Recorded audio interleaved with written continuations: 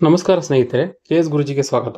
ಈ ಒಂದು ತರಗತಿನಲ್ಲಿ ನಾವು ಪ್ರಚಲಿತ ವಿದ್ಯಮಾನಗಳನ್ನು MCQ ಜೊತೆ ಸಾಲ್ವ್ ಮಾಡ್ತಾ ಕಲಿಯೋದ್ರ ಜೊತೆಗೆ ಕರೆಂಟ್ ಅಫೇರ್ಸ್ನಲ್ಲಿ ಕ್ವಶನ್ಸ್ ಹೆಂಗೆ ಫ್ರೇಮ್ ಆಗ್ತವೆ ಅನ್ನೋ ಐಡಿಯಾನು ಸಿಗುತ್ತೆ ನಮಗೆ. ಜುಲೈನ 5ನೇ ವಾರದ ಕೆಲವೊಂದು 10 ರಿಂದ 15 ಕ್ವಶನ್ಸ್ಗಳನ್ನ 2ನೇ ಪಾರ್ಟಲ್ಲಿ ಡಿಸ್ಕಸ್ ಮಾಡ್ತಾ ಹೋಗೋಣ. ಬನ್ನಿ ಶುರು ಮಾಡಿ. ಮೊದಲನೇ ಪ್ರಶ್ನೆ ಬಂದು, ಕ್ಲುಚೆವ್ಸ್ಕಾಯ್ ಜ್ವಾಲಾಮುಖಿಯ ಬಗ್ಗೆ ಈ ಕೆಳಗಿನ ಹೇಳಿಕೆಗಳನ್ನು ಪರಿಗಣಿಸಿ. ಇದು ಯುರೋಪ್ ಮತ್ತು ಏಷ್ಯಾದ ಅತಿ ಎತ್ತರ ಸಕ್ರಿಯ ಅಗ್ನಿಪರ್ವತವಾಗಿದೆ. ಇದು ರಷ್ಯಾದ ಪೂರ್ವ ಭಾಗದಲ್ಲಿದೆ. ಇಂಗ್ಲಿಷಲ್ಲಿ ನೋಡಬೇಕು ಅಂತಂದ್ರೆ, it is the highest volcano in the Europe and Asia. It is located in Russia's far east. ನೆನ್ಪಿಟ್ಕೊಳ್ಳಿ, ಎಕ್ಸಾಮ್ಸ್ಗಳಲ್ಲಿ ಏನಾದ್ರು ಚೇಂಜ್ ಮಾಡಬೇಕು ಅಂತಂದ್ರೆ ಈಸ್ಟ್ ಟು ವೆಸ್ಟರ್ನ್ ಚೇಂಜ್ ಮಾಡ್ತಾರೆ. ಆಮೇಲೆ ಯಾವುದಾದ್ರೂ ಸೂಪರ್ಲೇಟಿವ್ ಡಿಗ್ರಿನಲ್ಲಿ ಬರುತ್ತೆ ಅಂದರೆ ಅದು ನೆನ್ಪಿಟ್ಕೊಳ್ಳೋದು ಇಂಪಾರ್ಟೆಂಟ್ ಆಗುತ್ತೆ. ಸೊ ಈ ಒಂದು ಪ್ರಶ್ನೆಯಲ್ಲಿ ಎರಡೂ ಸರಿಯಾಗಿದೆ. ಈ ಒಂದು ಕ್ಲುಚೆವ್ಸ್ಕಾಯ್ ವಾಲ್ಕ್ಯಾನೋ ಏನಿದೆಯಲ್ಲ, ಇದು ಬಂದು ರಷ್ಯಾದ ಪೂರ್ವ ಭಾಗದಲ್ಲೇ ಇರುವಂಥದ್ದು. ಅದ್ರ ಜೊತೆಗೆ ಇದು ಯುರೋಪ್ ಮತ್ತು ಏಷ್ಯಾದ ಅತಿ ಎತ್ತರದ ಆಕ್ಟಿವ್ ವಾಲ್ಕ್ಯಾನೋ ಆಗಿದೆ. ನಾವು ಜಿಯೋಗ್ರಫಿನಲ್ಲಿ ಕಾಂಟಿನೆಂಟ್ಸ್ ಕನ್ವರ್ಜೆನ್ಸ್ ಬಗ್ಗೆ ಓದಿರ್ತೀವಿ. ಪ್ಲೇಟ್ಗಳು ಕನ್ವರ್ಜ್ ಆಗುವಂಥದ್ದು, ಕನ್ವರ್ಜಿಂಗ್ ಪ್ಲೇಟ್ಸ್ ಅಂತೇಳಿ. ಸೊ ಹಾಗೆ ಇದರಲ್ಲಿ ಒಂದು ತುಂಬ ಇಂಪಾರ್ಟೆಂಟ್ ಆಗಿರುವಂಥದ್ದು ರಿಂಗ್ ಆಫ್ ಫೈರ್ ಅಂತ ಹೇಳ್ತೀವಿ, ಅಥವಾ ಪೆಸಿಫಿಕ್ ರಿಂಗ್ ಆಫ್ ಫೈರ್ ಅಂತೇಳಿ. ಇಲ್ಲಿ ಏನಾಗುತ್ತೆ ಅಂತಂದರೆ, ಏನು ಪೆಸಿಫಿಕ್ ಬೌಂಡ್ರಿ ಏನಿದೆಯಲ್ಲ ಅದು ಯುರೇಷಿಯನ್ ಪ್ಲೇಟ್ ಜೊತೆ ಕನ್ವರ್ಜ್ ಆಗುತ್ತೆ. ಸೊ ಅವಾಗ ಏನಾಗುತ್ತೆ ಅಂತಂದರೆ, ಒಂದು ಅಲ್ಲಿ ಒತ್ತಡ ಬಿಲ್ಡ್ ಆಗಿ, ಸೊ ಆ ಒಂದು ಏನು ಬೌಂಡ್ರಿ ಇದೆಯಲ್ಲ ಅಲ್ಲಿ ವಾಲ್ಕ್ಯಾನೋ ಆಗುವಂಥದ್ದು ಅಥವಾ ಭೂಕಂಪಗಳಾಗುವಂಥದ್ದು ಸರ್ವೇ ಸಾಮಾನ್ಯ ಆಗಿರುತ್ತೆ. ಸೊ ಅಂಥದ್ದೇ ಒಂದು ಏರಿಯಾದಲ್ಲಿ ಬರುವಂಥದ್ದು ಈ ಐಲ್ಯಾಂಡ್ ಇಂಪಾರ್ಟೆಂಟು. ಎರಡನೇ ಪ್ರಶ್ನೆ ಬಂದು, ಇತ್ತೀಚೆಗೆ ಸುದ್ದಿಯಲ್ಲಿದ್ದ ಡಾರ್ಜಿಲಿಂಗ್ ವಿದ್ಯುತ್ ಯೋಜನೆಯು ಯಾವ 2 ದೇಶಗಳ ಜಂಟಿ ಯೋಜನೆಯಾಗಿದೆ ಅಂತ ಕೇಳಿದ್ದಾರೆ. Darjeeling hydro power project recently seen in news ಅಥವಾ recently in news is collaborative effort of between 2 countries ಅಂತ ಕೇಳಿದೆ. ಇದು ಬಂದು ಭಾರತ ಮತ್ತು ಭೂತಾನ. ಇಂಡಿಯಾ ಮತ್ತು ಭೂತಾನು ಈ ಡಾರ್ಜಿಲಿಂಗ್ ಅನ್ನೋ ಒಂದು ಹೈಡ್ರೋ ಎಲೆಕ್ಟ್ರಿಕ್ ಪ್ರಾಜೆಕ್ಟ್ನ ಕುರಿಚು ಅನ್ನೋ ಒಂದು ರಿವರ್ ಮೇಲೆ ಕಟ್ತಾ ಇದೆ. ನೆನ್ಪಿಟ್ಕೋಬೇಕು, ಈ ಕುರಿಚು ಬಂದು left bank tributary of Manas. ಈ ಕುರಿಚು ಬಂದು ಮಾನಸ್ಗೆ ಲೆಫ್ಟ್ ಬ್ಯಾಂಕ್ ಟ್ರಿಬ್ಯೂಟರಿ ಆಗಿರುತ್ತೆ. ಈ ಮಾನಸ್ ಬಂದು ಬ್ರಹ್ಮಪುತ್ರಗೆ ರೈಟ್ ಬ್ಯಾಂಕ್ ಟ್ರಿಬ್ಯೂಟರಿ ಆಗುತ್ತೆ. ಇತ್ತೀಚೆಗೆ ಕೇವಲ 15 ಗಂಟೆಗಳಲ್ಲಿ 4 ಗಗನಯಾನಿಗಳನ್ನು ಇಂಟರ್ನ್ಯಾಷನಲ್ ಸ್ಪೇಸ್ ಸ್ಟೇಷನ್ಗೆ ರೀಚ್ ಮಾಡಿಸಿದ್ರು. ಸೊ ಅದ್ರ ಮೇಲೆ ಈ ಪ್ರಶ್ನೆ ಇದೆ. ಈ ಕಾರ್ಯಾಚರಣೆಯನ್ನು ಸ್ಪೇಸ್ ಎಕ್ಸ್ ನಡೆಸಿತು ಅಂತ ಫಸ್ಟ್ ಸ್ಟೇಟ್ಮೆಂಟ್ ಹೇಳ್ತಾ ಇದೆ. ಎರಡನೇ ಸ್ಟೇಟ್ಮೆಂಟ್ ಬಂದು, ಇದರ ಉಡಾವಣೆಯನ್ನು ಜಪಾನ್ನ ತನೆಗಾಶಿಮಾ ಬಾಹ್ಯಾಕಾಶ ಕೇಂದ್ರದಿಂದ ನಡೆಸಿತು ಅಥವಾ ಉಡಾಯಿಸಿದ್ರು ಅಂತ ಹೇಳ್ತಾ ಇದೆ. ಹೌದು, ಇದನ್ನ ಲಾಂಚ್ ಮಾಡಿದ್ದು ಸ್ಪೇಸ್ ಎಕ್ಸೇನೆ. ಬಟ್ ಆದರೆ ಇದು ಲಾಂಚ್ ಆಗಿದ್ದು US-ನ ಕೆನಡಿ ಸ್ಪೇಸ್ ಸ್ಟೇಷನ್ನಲ್ಲಿ. ನೋಡಿ, ಸ್ಪೇಸ್ ಎಕ್ಸ್ ಕೇವಲ 15 ಗಂಟೆಗಳಲ್ಲಿ 4 ಗಗನಯಾನಿಗಳನ್ನ ಇಂಟರ್ನ್ಯಾಷನಲ್ ಸ್ಪೇಸ್ ಸ್ಟೇಷನ್ಗೆ ಕೊಂಡೊಯ್ದಿದೆ. ಇದು ಲಾಂಚ್ ಆಗಿದ್ದು ನಾಸಾದ ಕೆನಡಿ ಸ್ಪೇಸ್ ಸ್ಟೇಷನ್ ಸೆಂಟರಿಂದ. ನೆನ್ಪಿಟ್ಕೊಳ್ಳಿ, ಸ್ಪೇಸ್ ಎಕ್ಸ್ ಬಂದು ಒಂದು ಪ್ರೈವೇಟ್ ಏಜೆನ್ಸಿ, ಎಲನ್ ಮಸ್ಕ್ ಅವರ ಒಂದು ಪ್ರೈವೇಟ್ ಏಜೆನ್ಸಿ ಆಗುತ್ತೆ. ಮುಂದಿನ ಪ್ರಶ್ನೆ ನೋಡೋದಾದ್ರೆ, ಆಯುರ್ವೇದ ಆಹಾರ ವಿಭಾಗದಡಿ ಆಯುರ್ವೇದಿಕ್ ಆಹಾರ ತಯಾರಿಕೆಗಳ ಅಂತಿಮ ಪಟ್ಟಿಯನ್ನು ಆಯುಷ್ ಸಚಿವಾಲಯದ ಸಹಾಯದೊಂದಿಗೆ ಬಿಡುಗಡೆ ಮಾಡಿದ ಸಂಸ್ಥೆ ಯಾವುದು? Which organization in consultation with Ministry of Ayush has released the definitive list of Ayurvedic food preparations under the category of Ayurveda ಆಹಾರ? ಯಾವುದು ಅಂತ ಕೇಳಿದರೆ ಇದಕ್ಕೆ ಆನ್ಸರ್ ಬಂದು FSSAI, food safety standard authority of India ಅಂತ ಕರಿತೀವಿ, ಅಥವಾ ಭಾರತೀಯ ಆಹಾರ ಸುರಕ್ಷತೆ ಮತ್ತು ಮಾನದಂಡ ಪ್ರಾಧಿಕಾರ. ಈ ಒಂದು FSSAI ಮಿನಿಸ್ಟ್ರಿ ಆಫ್ ಆಯುಷ್ ಜೊತೆ ಸೇರಿ ಒಂದು ಪಟ್ಟಿನ ರಿಲೀಸ್ ಮಾಡಿದೆ. FSSAI ಬಗ್ಗೆ ತಿಳ್ಕೊಳ್ಳೋದು ಇಂಪಾರ್ಟೆಂಟ್ ಆಗುತ್ತೆ. ಇದು ಒಂದು FSSAI ಇಂದ ಆಕ್ಟ್ ಇಂದ ಎಸ್ಟಾಬ್ಲಿಷ್ ಆಗಿರುವಂತಹ ಒಂದು ಸ್ಟ್ಯಾಚ್ಯುಟರಿ ಬಾಡಿ ಆಗುತ್ತೆ ಇದು, ಅಥವಾ ಶಾಸನಬದ್ಧ ಸಂಸ್ಥೆ ಆಗುತ್ತೆ. ಇದು ಒಂದು ministry of health and family welfare ಅಂಡರಲ್ಲಿ ವರ್ಕ್ ಮಾಡುವಂಥದ್ದು. ಮುಂದಿನ ಪ್ರಶ್ನೆ ಬಂದು, IRNSS ಅಥವಾ ನಾವಿಕ್ ಬಗ್ಗೆ ಇದೆ. ನಾವಿಕ್ ಅಂತಂದ್ರೆ ನ್ಯಾವಿಗೇಷನ್ ವಿತ್ ಇಂಡಿಯನ್ ಕಾನ್ಸ್ಟಲೇಷನ್ ಅಂತೇಳಿ. ಏನಿದೆ ನೋಡಿ, ಇಸ್ರೋ ಸ್ಥಾನ, ದಿಕ್ಕು, ಸಮಯ ಅಂತಂದ್ರೆ ಪೊಸಿಷನ್, ನ್ಯಾವಿಗೇಷನ್ ಮತ್ತು ಟೈಮಿಂಗ್ ಸರ್ವಿಸ್ನ ಕೊಡೋದಕ್ಕೆ ಅಂತೇಳಿ ನಾವಿಕ್ ವ್ಯವಸ್ಥೆಯನ್ನು ತಂದಿದೆ ಅಂತ ಹೇಳ್ತಾ ಇದೆ. ನೆಕ್ಸ್ಟ್ ಸ್ಟೇಟ್ಮೆಂಟ್ ಬಂದು, ಒಟ್ಟು 9 ಉಪಗ್ರಹಗಳು ನಾವಿಕ್ ವ್ಯವಸ್ಥೆಯಡಿ ನಿಯೋಜಿಸಲು ಉದ್ದೇಶಿಸಲಾಗಿದೆ ಅಂತ ಹೇಳ್ತಾ ಇದೆ. ಸೊ ನಂಬರ್ ಬಂದಾಗ ಸ್ವಲ್ಪ ಹುಷಾರಾಗಿರಿ. ಇದು ಕರೆಕ್ಟು, ಇಸ್ರೋನೇ ಲಾಂಚ್ ಮಾಡಿರುವಂಥದ್ದು. ಬಟ್ ಈಗ ಅವರು ನಿಯೋಜಿಸಲು ಉದ್ದೇಶಿಸಿರುವಂಥದ್ದು 11. ಈಗ ಆಲ್ರೆಡಿ 7 ಇದೆ. 7ರಲ್ಲಿ 3 ಜಿಯೋ ಸ್ಟೇಷನರಿನಲ್ಲಿ ಲಾಂಚ್ ಆಗಿದ್ರೆ, ಇನ್ನು 4 ಬಂದು ಜಿಯೋ ಸಿಂಕ್ರನಸ್ ಅಲ್ಲಿ ಲಾಂಚ್ ಆಗಿದೆ. ಸೊ ಇದಕ್ಕೆ ಇನ್ನಷ್ಟು ಪ್ರಿಸಿಷನ್ ಕೊಡೋಣ, ಅಂದರೆ GPS ಸಿಸ್ಟಮ್, ನಮ್ಮದೇ ಆದಂಥ GPS ಸಿಸ್ಟಮ್, ಇದಕ್ಕೆ ಇನ್ನೂ ಸ್ವಲ್ಪ ಪ್ರಿಸಿಷನ್ ಕೊಡೋಣ ಅಂತ ಹೇಳ್ಬಿಟ್ಟು ಇನ್ನೂ 4ನ ಆ್ಯಡ್ ಮಾಡ್ತಾ ಇದ್ದಾರೆ. ಅದೇ ಅಪ್ಡೇಟ್ ಇರೋದು ನೋಡಿ. ಇನ್ನೂ 4ನ್ನ ಆ್ಯಡ್ ಮಾಡಿ ಒಟ್ಟು 11 ಮಾಡ್ತಾ ಇದ್ದಾರೆ. ನೆನ್ಪಿಟ್ಕೊಳ್ಳಿ, ಇದು ನಮ್ಮದೇ GPS ಸಿಸ್ಟಮ್, ನಾವಿಕ್ ಅಥವಾ IRNSS ಅಂತ ಕರಿತೀವಿ. ಮುಂದಿನ ಪ್ರಶ್ನೆ ಬಂದು ಭೌಗೋಳಿಕ ಸೂಚ್ಯಂಕ ಟ್ಯಾಗ್ ಪಡೆದ ಕೊಲ್ಲಾಪುರಿ ಚಪ್ಪಲಿಗಳು ಯಾವ ಭಾರತೀಯ ರಾಜ್ಯಗಳಲ್ಲಿ ತಯಾರಾಗುತ್ತವೆ? ಯಾವ ಎರಡು ಭಾರತೀಯ ರಾಜ್ಯಗಳಲ್ಲಿ, ಅಂದರೆ ಜೆ ಟ್ಯಾಗ್ ಇತ್ತು, ಇದು ಆಕ್ಚುಲಿ ಕಾನ್ಫ್ಲಿಕ್ಟ್ ಆಗ್ತಾ ಇತ್ತು ಯಾವ ಎರಡಿಗೆ ಸೇರಬೇಕು ಅಂತೇಳಿ. ಸೊ ಯಾವ ಎರಡು ಸ್ಟೇಟ್ಗಳಿಗೆ ಸೇರಿದೆ ಅಂತ ಕೇಳಿದ್ದಾರೆ. The Kolhapuri chappals which have been granted the geographical indication tag originated from which two Indian states ಅಂತ ಕೇಳಿದ್ದಾರೆ. ಇದಕ್ಕೆ ಆನ್ಸರ್ ಬಂದು ಕರ್ನಾಟಕ ಮತ್ತು ಮಹಾರಾಷ್ಟ್ರ. ರೀಸೆಂಟಾಗಿ ಇದು ತಿರುಗಿ ಬಂದಿರುವಂಥದ್ದು. ಮಹಾರಾಷ್ಟ್ರದ ಲಿಡ್ಕಾಮ್ ಮತ್ತು ಕರ್ನಾಟಕದ ಲಿಡ್ಕರ್ ಎರಡೂ ಕಂಪ್ನಿಗಳು ಇದನ್ನು ಓನ್ ಮಾಡ್ತವೆ. ಇದಕ್ಕೆ ಜಿಯೋಗ್ರಫಿಕಲ್ ಇಂಡಿಕೇಶನ್ ಟ್ಯಾಗ್ ಇದೆ, ಇಂಪಾರ್ಟೆಂಟ್. ಮುಂದಿನ ಪ್ರಶ್ನೆ ಹೋಗೋಣ. ಈ ಪ್ರಶ್ನೆ ಬಂದು ಬೌದ್ಧ ಧರ್ಮದ ಸ್ತೂಪಗಳಲ್ಲಿ ಇಟ್ಟು ಪೂಜೆ ಮಾಡುವಂತಹ ಬುದ್ಧನ ಪಳೆಯುಳಿಕೆಗಳ ಬಗ್ಗೆ ಆಗಿದೆ. ಇಲ್ಲೇನಾಗಿದೆ ಅಂತಂದರೆ ಪಿಪ್ರವಾಹದ ಪವಿತ್ರ ಅವಶೇಷಗಳು ರಿಟರ್ನ್ ಆಗಿದೆ. ಸೊ ಅದ್ರ ಬಗ್ಗೆ ಇದೆ. ಪಿಪ್ರವಾಹ ಪವಿತ್ರ ಅವಶೇಷಗಳ ಕುರಿತು ಈ ಕೆಳಗಿನ ಹೇಳಿಕೆಗಳನ್ನು ಪರಿಗಣಿಸಿ. ಭಗವಾನ್ ಬುದ್ಧರ ಪವಿತ್ರ ಅವಶೇಷಗಳನ್ನು 127 ವರ್ಷಗಳ ನಂತರ ಶ್ರೀಲಂಕಾದಿಂದ ಭಾರತಕ್ಕೆ ತರಲಾಯಿತು. ಮೊದಲನೇ ಸ್ಟೇಟ್ಮೆಂಟು. ಎರಡನೇ ಸ್ಟೇಟ್ಮೆಂಟ್ ಬಂದು ಪಿಪ್ರವಾಹ ಸ್ತೂಪವು ಮಧ್ಯಪ್ರದೇಶದಲ್ಲಿದೆ. ಪಿಪ್ರವಾಹ ಸ್ತೂಪವು ಮಧ್ಯಪ್ರದೇಶದಲ್ಲಿದೆ ಅಂತ ಎರಡನೇ ಸ್ಟೇಟ್ಮೆಂಟ್ ಹೇಳ್ತಾ ಇದೆ. ಇಂಗ್ಲೀಷಲ್ಲಿ ನೋಡೋದಾದ್ರೆ the secret ರಿಲಿಕ್ಸ್ of lord Buddha were brought back to India from Sri Lanka after 127 years. The Piprahwa stupa is located in Madhya Pradesh. ಎರಡು ಫ್ಯಾಕ್ಚುಯಲ್ ಇದೆ. ಇದರಲ್ಲಿ ಯಾವುದು ಇನ್ಕರೆಕ್ಟ್ ಅಂತ ಕೇಳ್ತಾ ಇದ್ದಾರೆ, ಯಾವ್ದು ತಪ್ಪು ಅಂತೇಳಿ. ಈ ಎರಡು ಫ್ಯಾಕ್ಚುಯಲ್ಲೇ, ಮತ್ತೆ ಈ ಪ್ರಶ್ನೆಯಲ್ಲಿ ತಪ್ಪಾಗಿದೆ. ಯಾಕಂತಂದ್ರೆ ಈ ಒಂದು ಅವಶೇಷಗಳನ್ನ ತರ್ತಿರುವಂಥದ್ದು ಶ್ರೀಲಂಕಾದಿಂದ ಅಲ್ಲ, ಬದಲಾಗಿ ಹಾಂಗ್ಕಾಂಗಿನ. ನಂತರ ಈ ಪಿಪ್ರವಾಹ ಸ್ತೂಪ ಇರುವಂಥದ್ದು ಉತ್ತರ ಪ್ರದೇಶದಲ್ಲಿ. ಹಿಂದೆ ಇದ್ದಂತಹ ಒಂದು ಏನ್ಷಿಯಂಟ್ ಟೈಮಲ್ಲಿ ಇದ್ದಂತಹ ಕಪಿಲ ವಸ್ತು ಅಂತ ಏನು ಜಾಗ ಹೇಳ್ತೀವಲ್ಲ, ಸೊ ಅಲ್ಲಿ ಈಗ ಪಿಪ್ರವಾಹ ಸ್ತೂಪನ ಎಸ್ಟಾಬ್ಲಿಷ್ ಮಾಡಿದ್ದಾರೆ. ಏನಕ್ಕೆ ಕಪಿಲ ವಸ್ತು ಇಂಪಾರ್ಟೆಂಟ್ ಆಗುತ್ತೆ ಅಂತಂದರೆ, ಇಲ್ಲಿ ಸಾಂಖ್ಯ ಅನ್ನೋ ಒಂದು ಗಣರಾಜ್ಯ ಅಥವಾ ಒಂದು ಕ್ಲಾನ್ ಆಳ್ತಿತ್ತು. ಏನಕ್ಕೆ ಸಾಂಖ್ಯ ಕೂಡ ಇಂಪಾರ್ಟೆಂಟ್ ಆಗುತ್ತೆ ಅಂತಂದರೆ, ಬುದ್ಧ ಜನಿಸಿದ್ದೇ ಇದೇ ಒಂದು ಕ್ಲಾನಲ್ಲಿ. ಸೊ ನಾವು ಕರಿತೀವಿ ಬುದ್ಧನ ಏನಂತ, ಸಾಂಖ್ಯ ಮುನಿ ಅಂತೇಳಿ. So Buddha belongs to Sankhya clan. So ಹಾಗಾಗಿ ಇದು ಇಂಪಾರ್ಟೆಂಟ್ ಆಗುತ್ತೆ. ಇದು ಬಂದು ಉತ್ತರ ಪ್ರದೇಶದಲ್ಲಿ ಇರುವಂಥದ್ದು. ಸೊ ಹಾಗಾಗಿ ಎರಡೂ ಉತ್ತರಗಳು ತಪ್ಪಾಗಿದೆ. ಇಲ್ಲಿ ನೋಡಿದ್ರೆ ಗೊತ್ತಾಗುತ್ತೆ, ಹಾಂಗ್ಕಾಂಗಿಂದ 127 ವರ್ಷಗಳ ನಂತರ ಪಿಪ್ರವಾಹದ ಒಂದು ರಿಲಿಕ್ಸ್ನ ರಿಟರ್ನ್ ಮಾಡಿರುವಂಥದ್ದು.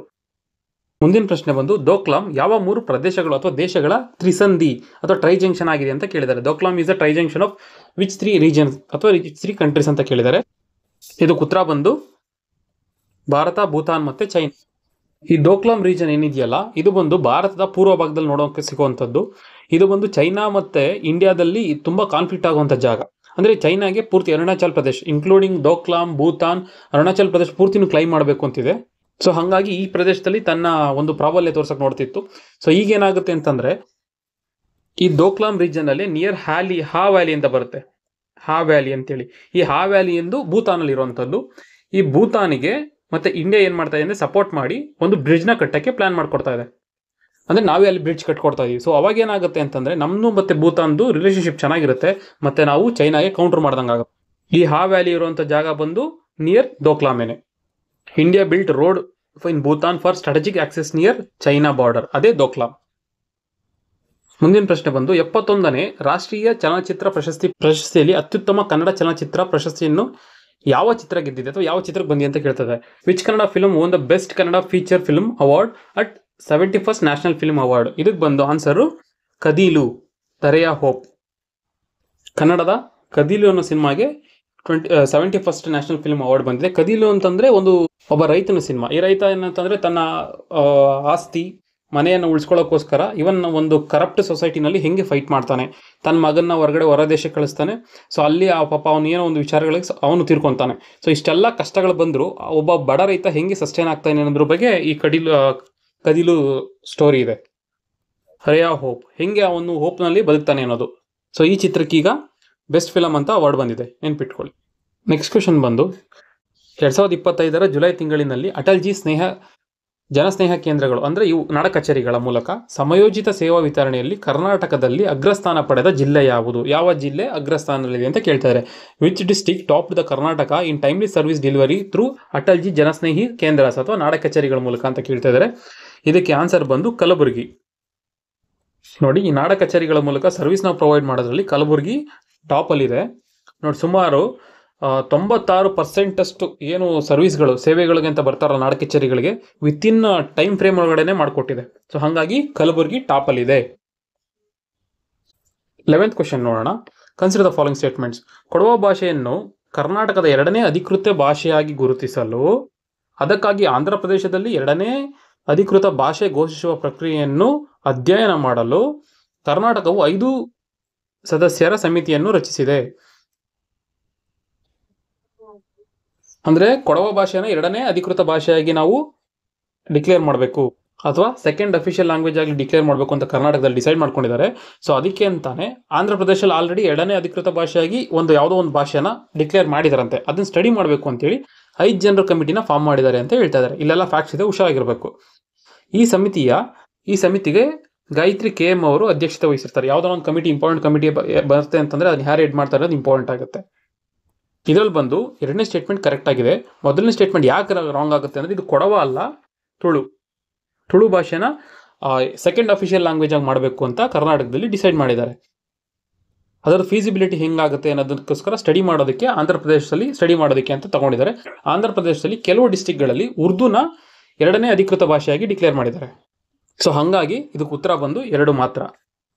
ಇದೇ ಸ್ಟೇಟ್ಮೆಂಟ್ ಇಲ್ಲಿರುವಂಥದ್ದು. ಎರಡನೇ ಅಧಿಕೃತ ಭಾಷೆಯಾಗಿ ತುಳು, ಇದನ್ನು ಅಧ್ಯಯನ ಮಾಡಬೇಕು ಅಂತೇಳಿ 5 ಮಂದಿ ಒಳಗೊಂಡ ಸಮಿತಿಯನ್ನು ರಚಿಸಿದ್ದಾರೆ. ಈ ಸಮಿತಿನ ಹೆಡ್ ಮಾಡ್ತಿರೋಂಥವ್ರು ಗಾಯತ್ರಿ KM ಅವರು. ಇವರು ಬಂದು ಕನ್ನಡ ಸಂಸ್ಕೃತಿ ಇಲಾಖೆಯ ನಿರ್ದೇಶಕಿಯಾಗಿರ್ತಾರೆ. ಇದರ ಫೀಸಿಬಿಲಿಟಿ ಹೆಂಗೆ ಅಂತ ಅದನ್ನ ಸ್ಟಡಿ ಮಾಡೋದಕ್ಕೆ ಇವರು ಆಂಧ್ರ ಪ್ರದೇಶಕ್ಕೆ ಅವ್ರನ್ನ ಕಳಿಸ್ತಾ ಇದ್ದಾರೆ. ಮುಂದಿನ ಪ್ರಶ್ನೆ ಬಂದು ಕೆಳಗಿನ ಹೇಳಿಕೆಗಳನ್ನು ಪರಿಗಣಿಸಿ. CRIB ಅಥವಾ ಕ್ರಿಬ್ ಅಂತ ಹೇಳ್ಬೋದು, ವಿಶ್ವದ ಅತ್ಯಂತ ವಿರಳ ರಕ್ತ ಗುಂಪಿನ ಆಂಟಿಜೆನ್ 2025ರಲ್ಲಿ ಕೋಲಾರ ಮೂಲದ ಮಹಿಳೆಯಲ್ಲಿ ಪತ್ತೆಯಾಗಿದೆ. ಕ್ರಿಬ್ ಅನ್ನೋದು ಅತ್ಯಂತ ವಿರಳವಾದ ಆಂಟಿಜೆನ್ ಅಂತೆ, ಅಂದ್ರೆ ಬ್ಲಡ್ ಗ್ರೂಪ್ ಅಂತೆ. The rarest blood group antigen was discovered in a women from Kolar during 2025 ಅಂತ ಹೇಳ್ತಾ ಇದ್ದಾರೆ ಕ್ರಿಬ್ ಅನ್ನೋದ್ರ ಬಗ್ಗೆ. The name crib stands for CR innovative blood group. ಅಂದ್ರೆ ಕ್ರಿಬ್ ಅಂತಂದ್ರೆ ಅದನ್ನ ಅಬ್ರಿವೇಷನ್ ಏನ್ ಹೇಳ್ತಾ ಇದ್ದಾರೆ ಅಂತಂದ್ರೆ CR ಇನೋವೇಟಿವ್ ಬ್ಲಡ್ ಗ್ರೂಪ್. ಇದು ಅದರ ವಿಸ್ತೃತ ಆಗಿದೆ ಅಂತ ಹೇಳ್ತಾ ಇದ್ದಾರೆ. ಇದಕ್ಕೆ ಆನ್ಸರ್ ಬಂದು 1 ಓನ್ಲಿ ಆಗುತ್ತೆ, ಸೆಕೆಂಡ್ ರಾಂಗ್ ಆಗುತ್ತೆ. ಇದು ಅತ್ಯಂತ ವಿರಳ ಅಂತ ಹೇಳ್ತಾ ಇದ್ದಾರೆ, ಅಂದ್ರೆ ಪ್ರಪಂಚದಲ್ಲೇ ಫಸ್ಟ್ ಟೈಮ್ ಇರುವಂತ ಒಂದು ಬ್ಲಡ್ ಗ್ರೂಪ್. ಸೊ ಹಾಗಾಗಿ ಅದ್ರ ಲೊಕೇಶನ್ಸ್ ಅಥವಾ ಐಡೆಂಟಿಟಿ ಇಂಪಾರ್ಟೆಂಟ್ ಆಗುತ್ತೆ. CR ಅನ್ನೋದು ಕರೆಕ್ಟ್ ಇದೆ, ಕ್ರೋಮೋಸೋಮ್ದು. ಬಟ್ IB ಅಂತಂದ್ರೆ ಇಂಡಿಯಾ, ಅದರಲ್ಲಿ ಎಲ್ಲಿ ಸ್ಪೆಸಿಫಿಕಲಿ ಅಂತಂದ್ರೆ ಬೆಂಗಳೂರು ಅಂತ. ಕ್ರಿಬ್ ಅಂದ್ರೆ ಅದೇ ಅಬ್ರಿವೇಷನ್ ಬರುತ್ತೆ. ಹೌದು, ವಿಶೇಷವಾಗಿ ಏನು ನಮ್ಮಲ್ಲಿ ಗ್ರೂಪ್ ಇದೆ, ಬ್ಲಡ್ ಗ್ರೂಪ್ ಇದೆಯಲ್ಲ, ABO, ಇದು ಯಾವುದಕ್ಕೂ ಮ್ಯಾಚ್ ಆಗದೆ ಇರುವಂಥ ಒಂದು ಬ್ಲಡ್ ಗ್ರೂಪು ಕೋಲಾರದಲ್ಲಿ ರೀಸೆಂಟಾಗಿ ಸಿಕ್ಕಿದೆ. ಸೊ ಅದರ ಪೂರ್ತಿ ವಿಸ್ತೃತ ರೂಪ ಬಂದು CR ಇಂಡಿಯಾ ಬೆಂಗಳೂರು ಅಂತೇಳಿ. ಇದನ್ನ ಬೆಂಗಳೂರು ಮತ್ತೆ UKಯ ಸೈಂಟಿಸ್ಟ್ಗಳು ಕನ್ಫರ್ಮ್ ಮಾಡಿದ್ದಾರೆ. ಮುಂದಿನ ಪ್ರಶ್ನೆ ಹೋಗೋಣ. ಇದು ಬಂದು ಭಾರತದ ರಿನ್ಯೂವಬಲ್ ಎನರ್ಜಿ ಬಗ್ಗೆ ಇದೆ. ಈಗ ನಾವು ರಿನ್ಯೂವಬಲ್ ಎನರ್ಜಿ ಬಗ್ಗೆ ತುಂಬಾ ಫೋಕಸ್ ಮಾಡ್ತಾ ಇದ್ದೀವಿ, ಹಂಗಾರೆ ಇಂಪಾರ್ಟೆಂಟ್ ಆಗುತ್ತೆ. ಏನಂದ್ರೆ ಹೈಡ್ರೋಜನ್ ಘಟಕವನ್ನು ಉದ್ಘಾಟನೆ ಮಾಡಿದ್ದಾರೆ. ಅದರಲ್ಲೂ ಹಸಿರು ಹೈಡ್ರೋಜನ್ ಘಟಕ.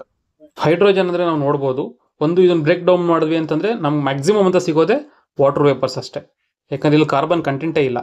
ಸೊ ಹಾಗಾಗಿ ಇದನ್ನ ರಿನ್ಯೂವಬಲ್ ಎನರ್ಜಿ ಅಂತ ಕನ್ಸಿಡರ್ ಮಾಡ್ತೀವಿ. ಈ ಹೈಡ್ರೋಜನ್ ಪ್ರೊಡ್ಯೂಸ್ ಮಾಡ್ಬೇಕಲ್ವಾ ಆಸ್ ಎ ಫ್ಯೂಯಲ್ ಆಗಿ. ಸೊ ಇದನ್ನ ಪ್ರೊಡಕ್ಷನ್ ಮಾಡ್ಬೇಕಾದ್ರೆ ನಾವೇನ್ ಮಾಡ್ತೀವಿ ಅಂತಂದ್ರೆ ರಿನ್ಯೂವಬಲ್ ಎನರ್ಜಿನ ಯೂಸ್ ಮಾಡುವಂಥದ್ದು. ಫಾರ್ ಎಕ್ಸಾಂಪಲ್ ಸೋಲಾರ್, ವಿಂಡ್, ಇವನ್ ಇದನ್ನ ಪ್ರೊಡ್ಯೂಸ್ ಮಾಡಬೇಕಾದ್ರೂ ನಾವು ರಿನ್ಯೂವಬಲ್ ಎನರ್ಜಿಗಳನ್ನ ಯೂಸ್ ಮಾಡಿಕೊಂಡೆ ಈ ಇನ್ನೊಂದು ರಿನ್ಯೂವಬಲ್ ಎನರ್ಜಿನ ಪ್ರೊಡ್ಯೂಸ್ ಮಾಡ್ತಿದೀವಿ. ಸೊ ಹಾಗಾಗಿ ಇದು ಕಂಪ್ಲೀಟ್ಲಿ ಎಕೋ ಫ್ರೆಂಡ್ಲಿ ಆಗಿರುತ್ತೆ. ಅದಕ್ಕೆ ಈ ಗ್ರೀನ್ ಅನ್ನೋ ಹೆಸರನ್ನು ಕೊಡ್ತಾ ಇರೋದು.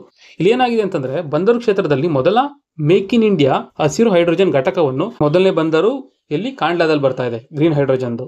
ಈ ಒಂದು ಘಟಕವನ್ನ ಶಿಪ್ಪಿಂಗ್ ಕಾರ್ಪೊರೇಷನ್ ಆಫ್ ಇಂಡಿಯಾ ಆರಂಭಿಸಿದೆ ಅಂತ ಹೇಳ್ತಾ ಇದೆ ಎರಡನೇ ಸ್ಟೇಟ್ಮೆಂಟ್. ಇಂಗ್ಲಿಷಲ್ಲಿ ನೋಡೋದಾದ್ರೆ India's first make in India green hydrogen plant in the port sector has been commissioned at Kandla, ಅಂದ್ರೆ Gujarat. The plant has been commission by shipping corporation of India ಅಂತೇಳಿ. ಯಾವ್ದಾನ ಇನ್ಸ್ಟಿಟ್ಯೂಷನ್ ಕೊಡ್ತಾರೆ ಅಂತಂದ್ರೆ it is easy to change. ನೀವು ಇಲ್ಲಿ ಸ್ವಲ್ಪ ಯೋಚನೆ ಮಾಡ್ಬೇಕಾಗತ್ತೆ. ಇವನ್ ಇದು ಫ್ಯಾಕ್ಟ್ಸ್ ಕೂಡ ಹೌದು. ಸೊ ಎಲ್ಲಾನು ಫ್ಯಾಕ್ಟ್ಸ್ ಬಂತು ಅಂತಂದ್ರೆ it is easy to alter, ಅಲ್ಲಿ ಸ್ವಲ್ಪ ಯೋಚನೆ ಮಾಡ್ಬೇಕಾಗತ್ತೆ. ಇಲ್ಲಿ ಏನಾಗಿದೆ ಅಂತಂದ್ರೆ ಇದು ಕರೆಕ್ಟ್ ಆಗಿದೆ. ನಾನು ಆಲ್ರೆಡಿ ಹೇಳ್ತಾ ಇದ್ದೀನಿ, ಸೂಪರ್ಲೇಟಿವ್ ಡಿಗ್ರಿ ಯಾವ್ದಾದ್ರು ಬಂತು ಅಂದ್ರೆ ತಿಳ್ಕೊಬೇಕಾಗತ್ತೆ. ಮೊದಲನೇದು ಕರೆಕ್ಟ್ ಆಗಿದೆ, ಎರಡನೇದು ರಾಂಗ್ ಆಗಿದೆ. ಇದನ್ನು ಶುರು ಮಾಡಿದ್ದು ಶಿಪ್ಪಿಂಗ್ ಕಾರ್ಪೊರೇಷನ್ ಇಂಡಿಯಾ ಅಲ್ಲ, ಬದಲಾಗಿ ದೀನ್ ದಯಾಳ್ ಪೋರ್ಟ್ ಅಥಾರಿಟಿ ಇವರೇ ಎಸ್ಟಾಬ್ಲಿಷ್ ಮಾಡಿರುವಂಥದ್ದು. So India's first make in India green hydrogen plant commission at Kandla, ಇದು ಕರೆಕ್ಟ್ ಆಗಿದೆ. ಮುಂದಿನ ಪ್ರಶ್ನೆಗೆ ಹೋಗೋದಾದ್ರೆ, ಭಾರತವು ಚೀನಾವನ್ನು ಮೀರಿ ಎರಡನೇ ಅತಿ ದೊಡ್ಡ ಸೌರ ವಿದ್ಯುತ್ ಉತ್ಪಾದಕ ದೇಶವಾಗಿದೆ. ಅಂದ್ರೆ ಇಂಡಿಯಾ ಸೆಕೆಂಡ್ ಇದೆ ಅಂತ ಹೇಳ್ತಾರೆ. India has become the second largest solar energy producer surpassing China in total generation. ಅಂದ್ರೆ ಸೋಲಾರ್ ಎನರ್ಜಿ ಪ್ರೊಡಕ್ಷನ್ ಅಲ್ಲಿ ನಾವು ಸೆಕೆಂಡ್ ಇದೀವಿ ಅಂತ ಹೇಳ್ತಾ ಇದೆ. India is set to achieve its target of installing 50% of its power capacity from non fossil fuels. Non fossil fuels ಅಂದ್ರೆ ಪಳೆಯುಳಿಕೇತರ ಇಂಧನ ಮೂಲಗಳಿದೆಯಲ್ಲ ಅದರಿಂದ ನಾವು 50% ಅಚೀವ್ ಮಾಡಬೇಕಿತ್ತು, ಎಸ್ಟಾಬ್ಲಿಷ್ ಮಾಡಬೇಕಿತ್ತು. ಸೊ ಅದನ್ನ ಆ ಗುರಿನ ಇನ್ನೂ ತಲುಪಿಲ್ಲ ಅಂತ ಎರಡನೇ ಸ್ಟೇಟ್ಮೆಂಟ್ ಹೇಳ್ತಾ ಇದೆ. ಇದರಲ್ಲಿ ಯಾವುದು ಸರಿಯಾಗಿದೆ ಅಂತ ಕೇಳ್ತಾ ಇದ್ದಾರೆ. ಸೊ ಇಲ್ಲಿ ಎರಡೂ ತಪ್ಪಿವೆ. ಯಾಕಂತಂದ್ರೆ ಇಂಡಿಯಾ ಇವತ್ತು ಮೂರನೇ ಸ್ಥಾನದಲ್ಲಿದೆ. ಮತ್ತೆ ನಾವು 50% ಏನು ಒಂದು ಟಾರ್ಗೆಟ್ ಇಟ್ಕೊಂಡಿದ್ವಲ್ಲ, NDC, ನ್ಯಾಷನಲ್ ಡಿಟರ್ಮೈನ್ಡ್ ಕಾಂಟ್ರಿಬ್ಯೂಷನ್ ಅಂತ ಕರಿತೀವಿ, ಇದನ್ನ UNFCC ಅಂಡರಲ್ಲಿ ನಾವು ಡಿಕ್ಲೇರ್ ಮಾಡಿದ್ವಿ. ಆ ಅಗ್ರಿಮೆಂಟಲ್ಲಿ ನಾವು ಡಿಸೈಡ್ ಮಾಡಿದ್ವಿ 2030 ಒಳಗಡೆ 50% ನಾನ್ ಪಳೆಯುಳಿಕೇತರ ಇಂಧನ ಮೂಲಗಳಿಂದ ನಾವು ಬರೋ ರೀತಿ ಎನರ್ಜಿನ ನೋಡ್ಕೋತೀವಿ ಅಂತ ಹೇಳಿದ್ವಿ. ಈಗ ಆಲ್ರೆಡಿ ನಾವು ಅಚೀವ್ ಮಾಡ್ಬಿಟ್ಟಿದ್ವಿ 5 ವರ್ಷಕ್ಕಿಂತ ಮುಂಚೆನೆ. ಸೊ ಹಾಗಾಗಿ ಇದು ಕರೆಕ್ಟ್, ಇದು ರಾಂಗ್ ಸ್ಟೇಟ್ಮೆಂಟ್ ಆಗುತ್ತೆ. We have achieved it. ಇದು ಬಂದು 3ನೇ ಸ್ಥಾನ. ಇಂಡಿಯಾ ಸರ್ಪಾಸ್ ಜಪಾನ್ ಆಕ್ಚುಲಿ 3ನೇ ಸ್ಥಾನದಲ್ಲಿತ್ತು. ಹಂಗಿದ್ರೆ ಫಸ್ಟ್ ಎರಡು ಯಾವು ಅಂತಂದ್ರೆ ಚೈನಾ ಫಸ್ಟ್ ಅಲ್ಲಿ ಬರುತ್ತೆ, US ಸೆಕೆಂಡ್ ಅಲ್ಲಿ ಬರುತ್ತೆ. ಈಗ ನಾವು ಥರ್ಡ್ ಅಲ್ಲಿ ಇದ್ದೀವಿ. ಫೋರ್ತ್ ಬಂದು ಜಪಾನ್. ಈ ಎರಡು ನೆನ್ಪಿಟ್ಕೋಬೇಕಾಗುತ್ತೆ. ಮತ್ತೆ ನಮ್ದೇನಿದೆಯಲ್ಲ 50% ಟಾರ್ಗೆಟ್ ಅದು ಆಲ್ರೆಡಿ ಕ್ರಾಸ್ ಆಗಿದೆ. ಮುಂದಿನ ಪ್ರಶ್ನೆ ಹೋಗೋದಾದ್ರೆ ರೇನ್ಬೋ ಕಲಾಂಜಲಿ ರೇಷ್ಮೆ ಸೀರೆ ಬಾಗಲಕೋಟೆ ಜಿಲ್ಲೆಯಲ್ಲಿ ನೇಯುವ ಸೀರೆಯಾಗಿದೆ. ಮೊದಲನೇ ಸ್ಟೇಟ್ಮೆಂಟ್ ಹೇಳುವಂಥದ್ದು. ಎರಡನೇ ಸ್ಟೇಟ್ಮೆಂಟ್ ಬಂದು ಈ ಸೀರೆಗೆ ಕರ್ನಾಟಕ ಸರ್ಕಾರ ಘೋಷಿಸಿದ ರಾಜ್ಯ ಮಟ್ಟದ ಪ್ರಥಮ ಬಹುಮಾನ ಲಭಿಸಿದೆ ಅಂತ ಹೇಳ್ತಾ ಇದೆ. ರೇನ್ಬೋ ಕಲಾಂಜಲಿ ಸೀರೆ ಬಂದು ಬಾಗಲಕೋಟೆದಲ್ಲ, ಬದಲಿಗೆ ತುಮಕೂರು ಪ್ರಾಂತ್ಯದಲ್ಲಿ ನೇಯುವಂಥದ್ದು ಅಥವಾ ಆ ಜಾಗಗಳಲ್ಲಿ ನೇಯುವಂಥದ್ದು. ಸೊ ಹಾಗಾಗಿ ಇದು ರಾಂಗ್ ಆಗುತ್ತೆ, ಇದು ಕರೆಕ್ಟ್ ಆಗುತ್ತೆ. ನಮ್ಗೆ ಗೊತ್ತು August 7 ಏನು ಬರ್ತಿದೆಯಲ್ಲ, ಇದಕ್ಕೆ ನಾವು ನ್ಯಾಷನಲ್ ಹ್ಯಾಂಡ್ಲೂಮ್ ಡೇ ಅಂತ ಕರಿತೀವಿ, ಡಿಕ್ಲೇರ್ ಮಾಡಿದ್ದೀವಿ, ಹೌದಲ್ಲ, ನ್ಯಾಷನಲ್ ಹ್ಯಾಂಡ್ಲೂಮ್ ಡೇ. ಸೊ ಇದರೊಂದು ನೆನಪಿನಾರ್ಥವಾಗಿ ಇದಕ್ಕೆ ಬಹುಮಾನ ಡಿಕ್ಲೇರ್ ಮಾಡಿದ್ರು. ಆ ಬಹುಮಾನ ಬಂದು ರೇನ್ಬೋ ಕಲಾಂಜಲಿ ಸೀರೆಗೆ ಸಿಕ್ಕಿದೆ. ಸೊ ಇದು ಬಂದು ತುಮಕೂರಲ್ಲಿ ನೇಯುವಂಥದ್ದು. ಸೊ ಹಾಗಾಗಿ ಇದಕ್ಕೆ ಆನ್ಸರ್ ಬಂದು 2 ಮಾತ್ರ ಆಗುತ್ತೆ. ತುಮಕೂರಿನಲ್ಲಿ ನೇಯುವಂತಹ ಯಾವುದು ರೇನ್ಬೋ ಕಲಾಂಜಲಿ ರೇಷ್ಮೆ ಸೀರೆಗೆ ರಾಜ್ಯ ಮಟ್ಟದ ಪ್ರಥಮ ಬಹುಮಾನ ಸಿಕ್ಕಿದೆ. ಈ ಬಹುಮಾನನ August 7ನೇ ತಾರೀಕು, ಅವಾಗ ಏನಾಗುತ್ತೆ, 11ನೇ ರಾಷ್ಟ್ರೀಯ ಕೈಮಗ್ಗ ದಿನಾಚರಣೆಯನ್ನು ಆಚರಿಸ್ತೀವಲ್ಲ ಅವಾಗ ಕೊಡ್ತಾರೆ. ಈ ಒಂದು ಪ್ರಶ್ನೆಯೊಂದಿಗೆ ಈ ಸರಣಿನ ಮುಕ್ತಾಯ ಮಾಡೋಣ. ಇನ್ನೂ 1-2-3 ದಿನದಲ್ಲಿ ಇನ್ನೊಂದಷ್ಟು ಕ್ವಶನ್ಸ್ಗಳನ್ನ ತಂದು ಡಿಸ್ಕಸ್ ಮಾಡೋಣ. Thank you.